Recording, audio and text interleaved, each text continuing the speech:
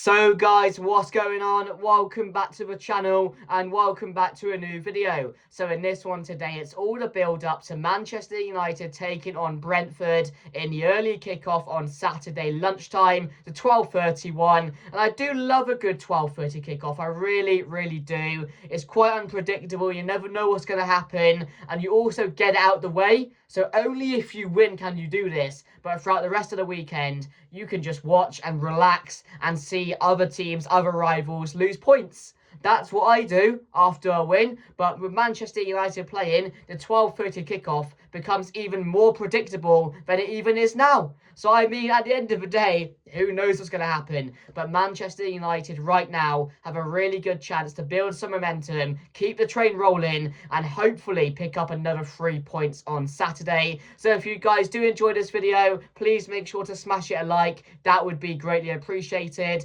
If you guys can share the video and subscribe, that would be great. And make sure to let me know in the comment section your thoughts going into the game on Saturday and your score predictions as well. But before we get into the main bit of the preview, we've got some transfer news, some transfer stories to talk about. So let's get straight into them. And this was from Mike McGrath, who goes on to say, Manchester United are ready to lead the way next summer in the race for a number 6 midfielder. Elliot Anderson, Carlos Baleba, who of course Manchester United were linked with this summer previously, and Adam Wharton are among the deep line midfielders expected to be in a high demand from major European clubs, including Manchester United, with Baleba valued over 100 million. And his performances this season, Baleba, they've not been very good. So his price might drop. That won't, decrease the interest from other teams. There's still going to be a lot of interest for Baleba. And I do believe that Manchester United's main target from the midfield section will be to go for Baleba, as we feel that he wants to come to Manchester United too, or getting that feeling slightly that he wants to make the move from Brighton to Old Trafford. So that's really good news. But also Adam Wharton and Elliot Anderson are some fantastic players who are doing absolutely amazing for their clubs right now. So I mean, I'd take any of those all day long. So it looks like Manchester United are going to prioritise a midfielder and a goalkeeper next summer, which is really good news. It was a priority in a way this summer. It didn't end up happening. So next summer, it's now a must. But which one would you rather want? Elliot Anderson, Carlos Baleba, or would you rather stick with going for Elliot Anderson? Let me know down below. Very interesting who you guys would choose out of those, because they're all brilliant players. So I mean, take your pick, guys. Take your pick. I'll take them all. Give me all three. But no, that was some news breaking out about some transfer stories next summer, and that Manchester United are going to prioritise a midfielder. But we also, guys, have some more news on Kobbie Mainoo, who of course is not having a good time at Manchester United right now, to put it in a very nice way, and not bad terms. But Kobbie Mainoo is determined to win this starting role back at Manchester United. He is working hard at Carrington and doing everything he can to impress Ruben Amorim, including hiring a new private chef at home in an attempt to improve his game. So he looks like he's not done himself at Manchester United. He wants to fight for this spot. He wants to do everything he can to be a part of this team, because he loves Manchester United. He loves playing. He loves everything about it. Of course, a Manchester boy as well. So I want him in the team. Fans want him in the team.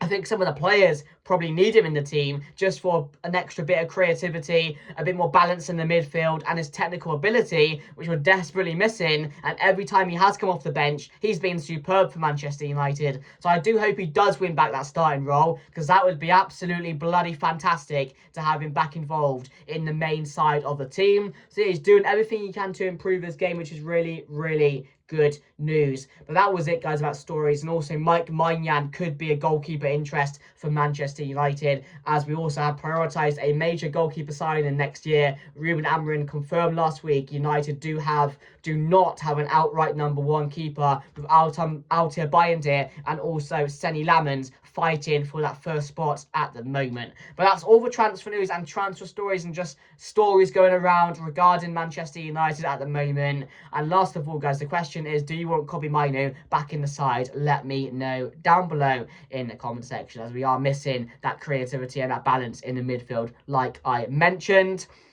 So yeah, all transfer news, guys. So let's get straight into the game on Saturday. Manchester United have the chance to make it back-to-back-to-back wins. For the first time, we had back-to-back wins at Old Trafford under Ruben Amorim, which is really, really good.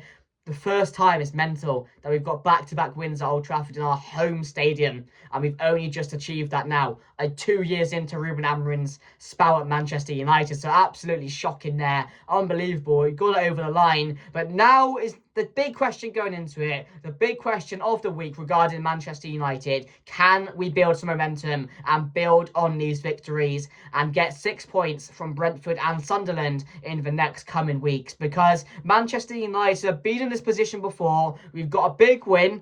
You know, we thought it would, install confidence into the players, it would start building some momentum, and then straight into the next game, we would take 2 steps forward and 1 step back by losing that game and being embarrassed again. So Manchester United, over the last couple of months or so, we should say year, under Ruben Amorim, have not been able to find that balance of building momentum and, keeping our trust in this squad at the moment, that we can go on and build some momentum, that we can go and win a few games in a row. So hopefully now we can go on and do that, because this is a massive, massive opportunity. Brentford away, who have not started well, they've got 1 win from their first 5 games, I think it is.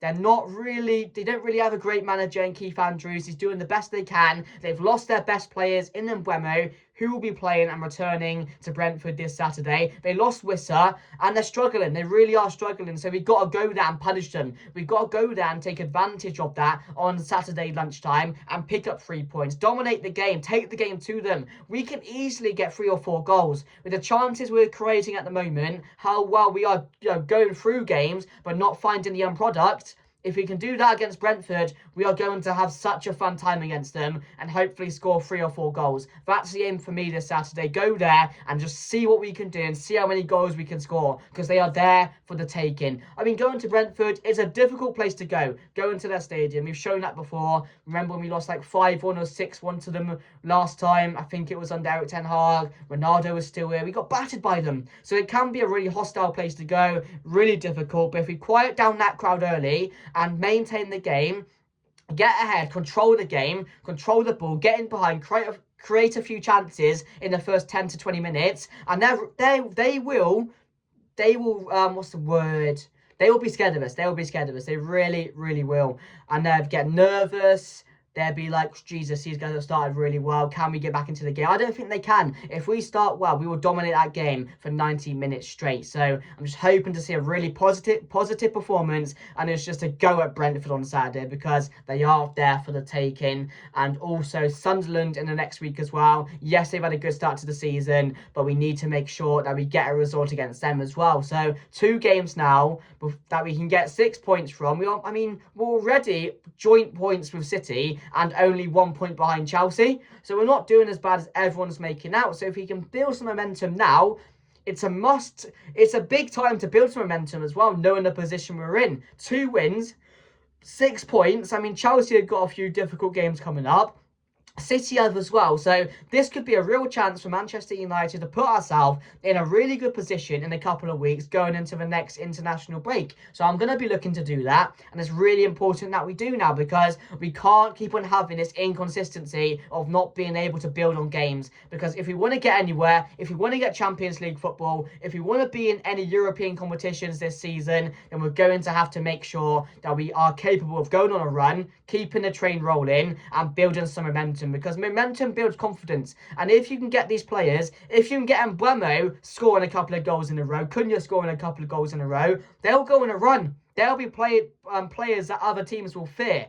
And Bruno at his best as well is unstoppable. I mean, if we can get Sesko rolling, we do now, he will be in the league. So we just need to make sure we get some confidence and build this momentum to allow players to instill confidence into their self, which will only get the players playing at their best. So it's really important that we do that as well. But my team going into the game, I'm going to go with, of course, we're going to go Bayern in goal. I don't think Lemons will start. I really want him to, because I don't like watching Bayern, but We know that Ruben Amorim, there's a high chance he will stick with what he knows right now in playing Altar Bayındır in net. And I am going to go with Lenny Yoro back in the squad with De Ligt and Mazraoui, and Diego Dalot to come back into the squad instead of Ahmad, with Dorgu at left wing back. In the midfield, I'm going to go with Bruno and Casemiro. Oh, Casemiro can't play.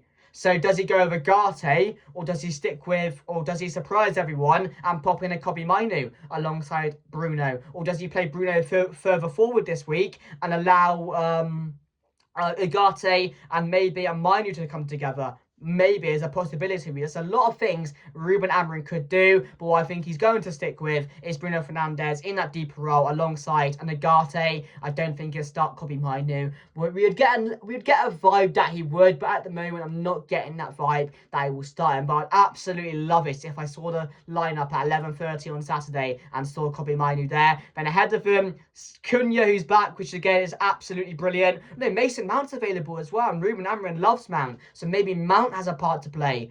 I don't know, but he might be used off the bench again. But I would start Cunha in that forward role. Maybe he'll start on the bench again as well, Cunha. Maybe because they just came back from injuries, he's going to tidy their minutes up. He's going to bring them off the bench a few games and then start them. So you could see Amad Diallo and Mbeumo in the number 10s. But I would bring in Cunha straight away if he's fit, alongside Mbeumo with Sesko up top. So that's my team going into the game, guys. Let me know your thoughts down below, and who you would start in the midfield. Do you play Bruno further forward? Because there's a lot of question marks going into the game now, considering Casemiro is injured, suspended, and also Cunha is back and Mount is back. So it's good to have that depth as well to bring off the bench. Really exciting times at the moment to have those available. So I am looking forward to the game. I've just got a feeling we're going to win this game now and get 3 wins in a row. Oh no, is it 3 wins in a row? No, it wouldn't be. It would be 2 wins in a row, wouldn't it? But 2 wins at home in a row we've already achieved. So it would be back-to-back wins, not for the first time, but we can do it again now and hopefully build some momentum. I did say earlier on, didn't I? 2 in a row. It's not 2 in a row because we lost to City, didn't we? So my mistake on that one when I mentioned that, guys. So yeah, sorry about that. But yeah, my score prediction, I'm going to say Manchester United to win this game. A comfortable 2-0. I want to see 3 or 4, but I'm not going to be greedy. I can't be greedy as a Manchester United fan right now because we're not scoring too many goals. We're getting there. We're getting good chances. We're building up well, but it's the end product which massively needs to improve. So hopefully once that starts to click, we'll be a force to be reckoned with. Like I said about Brentford, they got Thiago, who I've been really impressed with as their new forward central player, which again he's been really impressive for me under Keith Andrews. Damsgaard still in there, who can cause a bit of magic, but other than that, they're there to be got at. They really are. Lost Norgard as well. So I mean, if we can't beat these guys at their worst, I don't know how we're ever going to beat them. So yeah, let me know your thoughts down below, guys. I'm going 2-0, comfortable in the end, and hopefully a good result to start the weekend. Put my feet up, relax, enjoy my football, and then yeah, just laugh at other teams if they lose and get embarrassing results. That's the way to go. But yeah, smash a like, subscribe. Thank you for watching, and I'll see you guys later. Goodbye.